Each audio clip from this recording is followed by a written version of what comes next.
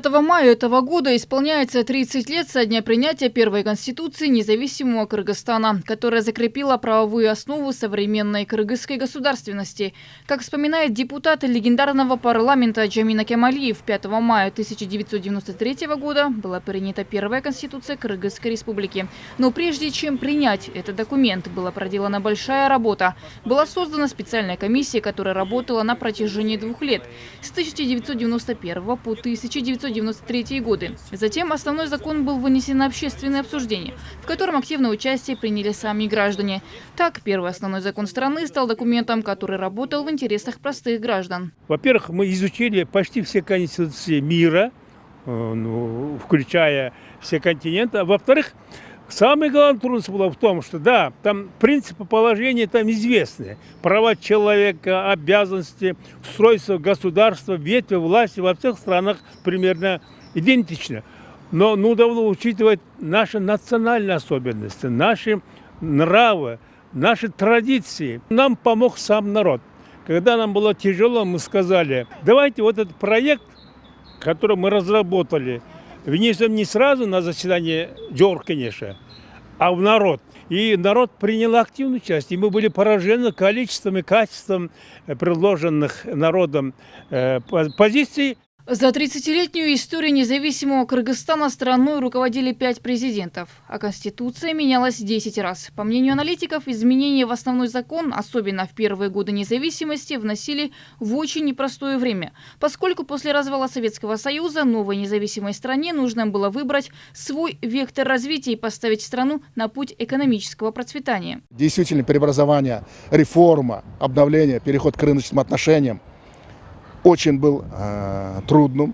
Переходный период всегда трудным бывает. Как сказал великий ученый, философ китайский Конфуций, даже врагам не желай во время перемен жить. Поэтому перемен у нас продолжается, но устойчивость есть. Развиваемся как собственное государство Кыргызской республики, которым признан всем мировым сообществом. И в последнее время часто изменение Конституции с изменением политической ситуации, революционных преобразований у нас получилось 10 раз Конституция изменилась. Принимали Конституцию, была однопалатной, стала двухпалатной, обратно однопалатной. Пытались мы делать парламентским, президентским государством, смешанным управлением и также конституционной монархией. Впервые Конституцию поправили 22 октября 1994 года. Второй раз Конституцию подвергли изменениям 10 февраля 1996 года. Благодаря внесенным поправкам правительство, по сути, становилось подконтрольным президенту. 23 октября 2007 года была принята Конституция образца 1993 года, но в новой редакции. 27 июня 2010 года была подписана новая Конституция. Правление страны было изменено с президентского на парламентское. Что такое Конституция? Это такой мирный договор, консенсус между обществом и властью. Вот некоторые изменения потом, которые приняли новый президент, они же не сошлись с этим договором, они разошлись и не отвечали чаяниям народа. А почему наша Конституция урожай? Потому что там главным источником вдохновения был сам народ. И сам народ принял как свой родной документ, родной брат. А позже, когда начали меняться, вот начались тогда разные толкования, дошедшие до государственных переворотов, революций. Последнее изменение Конституции произошло 2 года назад. Референдум по изменению основного закона прошел 11 апреля 2021 года. До этого было создано Конституционное совещание, которое работало открыто и прозрачно. Свои мнения и предложения озвучивали и обычные граждане. За поправки проголосовали более 79% явившихся на избирательные участки. Также глава государства подписал соответствующий закон Кыргызской республики о Конституции Кыргызской республики.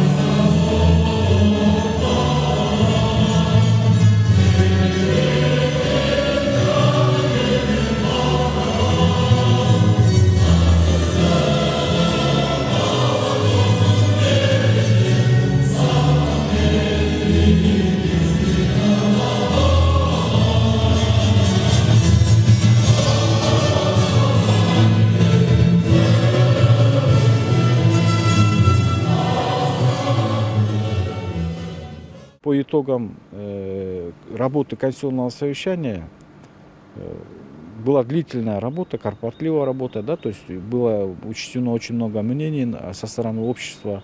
Также большой круг именно граждан принимало участие, да, в разработке этого проекта Конституции. То есть это был такой продукт, общенациональный продукт, можно сказать. Были приняты и учтены именно требования нашего общества. Это одни из таких важных требований, например, да, это было снижение количества депутатов Джохор Кеңеша. Да, из 120 действующей редакции Конституции, это у нас 90, да, снизилось, 90 депутатов. Аналитики выделяют ряд особенностей, которые были предложены в ходе конституционной реформы. Это переход на президентскую форму правления, сокращение числа народных избранников, а также создание нового института – Народного Курултая. Особенность президентских форм правления заключается в том, что вот здесь есть у нас по сравнению Конституции 2010 года, последней Конституции, у нас есть положение, вот, кто отвечает за государство, кто является гарантом Конституции. Все решения принимаются коллегиально, оперативно. Органы государственной власти работают сплоченно. Ошибок есть, и этого я не скрываю. Мы сами тоже чувствуем, местами мы сами допускаем этих ошибок, но тем не менее вот такие положительные моменты есть. И самое главное, самое основное, народ сейчас знает, с кого спрашивать. Раньше этого у нас не было, вот, потому что парламент, они несколько партий разделили между собой парламент, не только парламент, они разделили между собой всю республику, правильно? Да? А сейчас уже мы знаем, с кого спрашивать, кто отвечает за все это. Новая конституция также коснулась и судебной реформы, благодаря чему была создана более благоприятная платформа для укрепления судебной системы. Согласно основному закону, Конституционный суд независим от всех других органов государственной власти и подчиняется только Конституции Кыргызской республики. Конституционный суд состоит из 9 судей. Президент назначает председателя Конституционного суда по представлению Совета судей и согласие не менее половины голосов от общего числа депутатов Джохор Кеңеша. Именно Конституция выступает неким зонтиком, если можем сказать, да, для защиты прав и свобод наших граждан. Почему? Потому что, во-первых, в нем четко определены, какие права гарантируются, какие права защищаются, и, соответственно, все гарантии, скажем, реализации этих прав и свобод граждан. Роль, значение Конституции в современных условиях неоценима. В первую очередь, эта Конституция – это паспорт нашего государства. Это, по большому, можно сказать, на простом, доступном языке, это Конституция как компас нашей страны, который определяет наши внутренние и внешние политики в соответствии с Конституцией. В Конституции есть специальный раздел, который во всем мире сегодня одним из приоритетных направлений является права человека. Гарантом Конституции, прописанных в ней положений, является президент Кыргызской республики. Как отметил Садыр Джапаров, принцип разделения властей начал действовать только тогда, когда Конституционный суд был восстановлен и усилил свои полномочия. Все отрасли нашей жизни, они должны быть заложены в основном законе Конституции, то есть основные направления. И по какой пути мы будем идти, какое будущее, по каким дорогам мы будем идти, это определяется основным законом. То есть мы должны ссылаться на основной закон, и он должен быть фундаментом нашего государства. Насколько мы будем его придерживаться, этот закон конституционный, настолько у него будет и высокий такой авторитет в нашем государстве. Конституция – это документ, который имеет высшую юридическую силу. Это означает, что все законы, которые принимаются в стране, не могут противоречить Конституции. При этом она применяется на всей территории и во всех субъектах Кыргызской республики.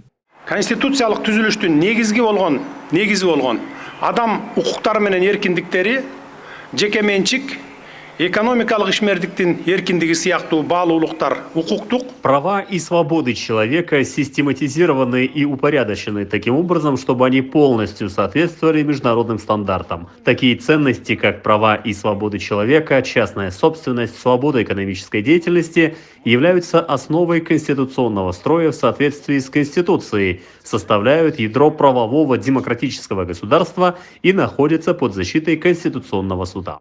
Спустя 2 года после конституционной реформы происходит реформирование государственных органов, министерств, реализуются внутренние международные проекты. Последним крупным изменением можно отметить повышение заработных плат государственных служащих, в том числе учителей и врачей. Осуществление реформы фискальной системы, направленной на улучшение управления, упрощение и цифровизацию процедур и вывода бизнеса из тени. Создаются условия для инвесторов, сокращаются бюрократические издержки. Изменения в финансовом и экономическом секторах привели к тому, что на начало 2022 года был отмечен рост в экономике, что в свою очередь было впервые с начала пандемии коронавируса. Кундуз Кадатаева, Азамат Джапаков, Алатуа 24. Итоги недели.